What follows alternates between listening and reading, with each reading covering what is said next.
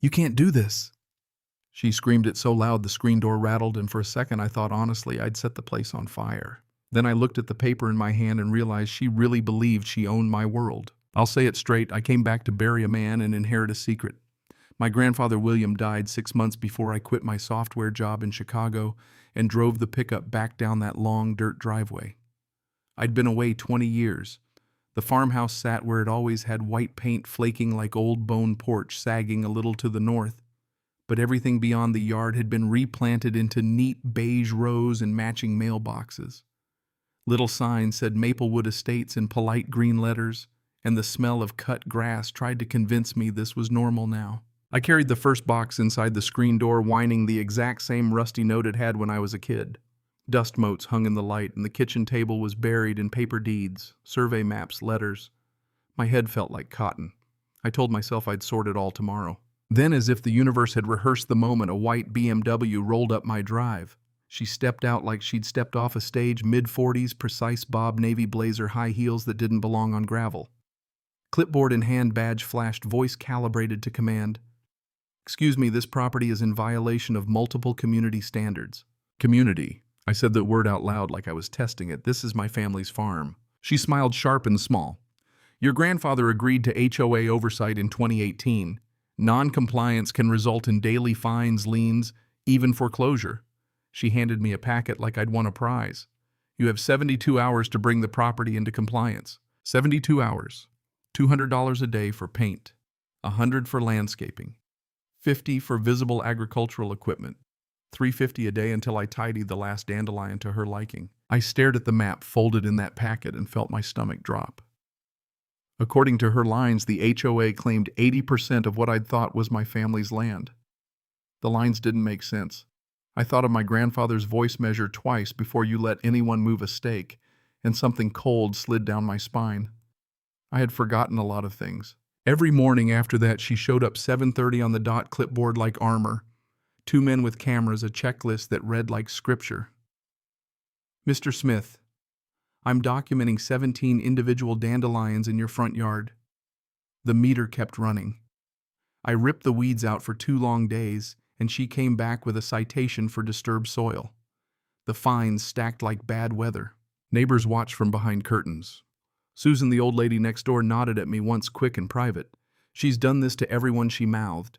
"She told me the Andersons repainted their house twice because Karen declared the yellow too bright, $12,000 gone. People had been pushed out," she said, "not by law, but by slow, exact cruelty." That night I went down to the cold basement. Grandpa's handwriting labeled a box, "Property Records." Survey maps from the 1920s, tax records, letters to county officials, decades of holding a pen steady against things that wanted to erase him. The original 1924 survey showed 200 acres. Recent tax bills showed I'd been paying taxes on far more land than just the yard and farmhouse. My head spun. Was it possible? Had they built an entire development on Smith land? A name I trusted came through the phone: Margaret Foster, my grandfather's lawyer. "Your grandfather was strategic," she said, calm like a scalpel. "He said when you were ready, you'd remember what matters most." She wanted documents. She told me to document every interaction with Karen.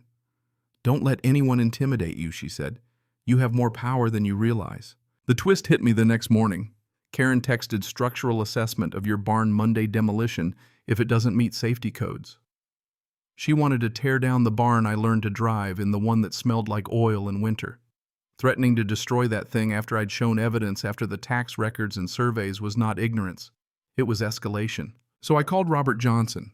He was 85 and had watched the fields long before Meridian Properties and the salespeople turned up.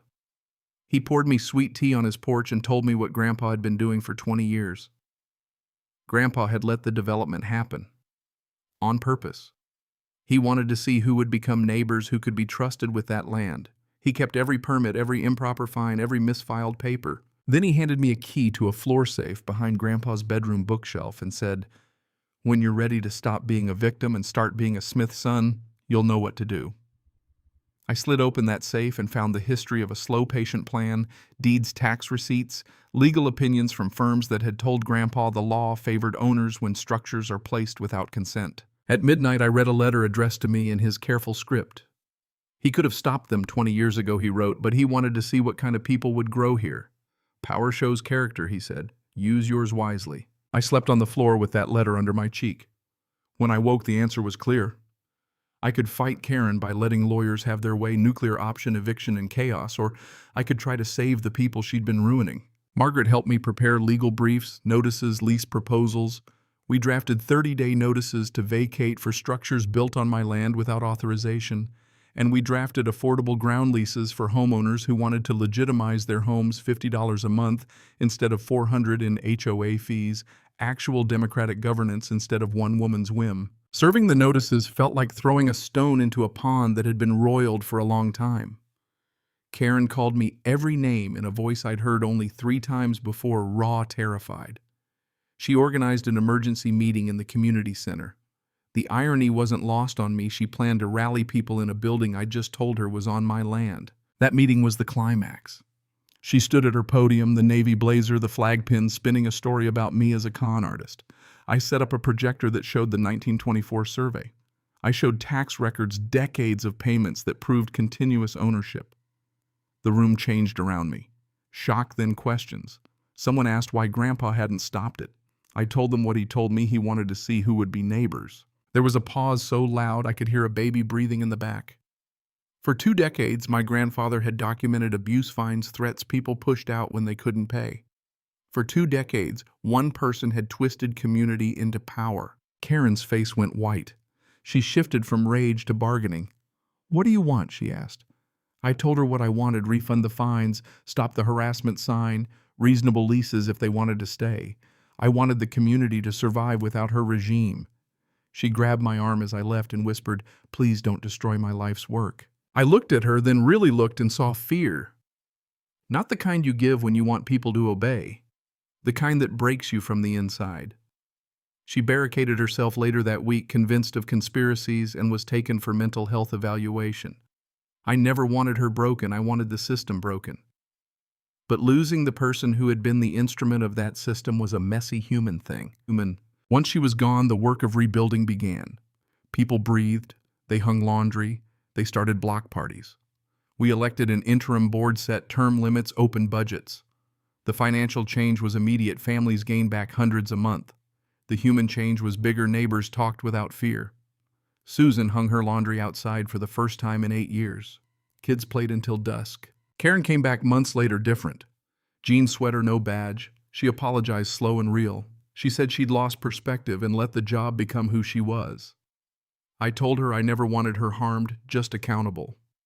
She worked for it: therapy, restitution letters, checks to the Andersons and others who'd been hit the hardest. She volunteered to help during a water main break, but insisted she had no authority, just coordination. She stayed in the box she'd been given, and people noticed. Time does something strange. Repairs, small at first, add up. The community center filled with art classes and potlucks. The playground echoed with laughter that wasn't scored by fear. Property values rose. Crime dropped. That slap of vindication, call it karma if you like, wasn't a gloat. It was the relief of a place becoming a place again. A developer eventually came with money on a briefcase and renderings offering to lease some of the undeveloped land. I could have taken it and walked away. Instead, I brought the proposal to the community. We debated, we negotiated protections, we voted. 90% approved conditional negotiations. No one would be left behind. Karen, now in the role of community land steward, asked the best questions in the room about protecting vulnerable families, about shared benefit. That was the moment I knew the work had taken. My grandfather's last lesson wasn't about deeds or litigation. It was about patience and about the kind of power you want to leave behind. He left me land that remembered. He left me a test. Would I be the kind of neighbor who used power to punish, or the kind who used it to build? I tried to pick the second. If you sat where I sat, if someone had the authority to force hundreds of people out to prove a point, what would you do? Justice by eviction, or justice that forces change? Tell me which side you'd pick, and if you've ever had to stand up to someone who thought their title made them a ruler. I want to hear your story.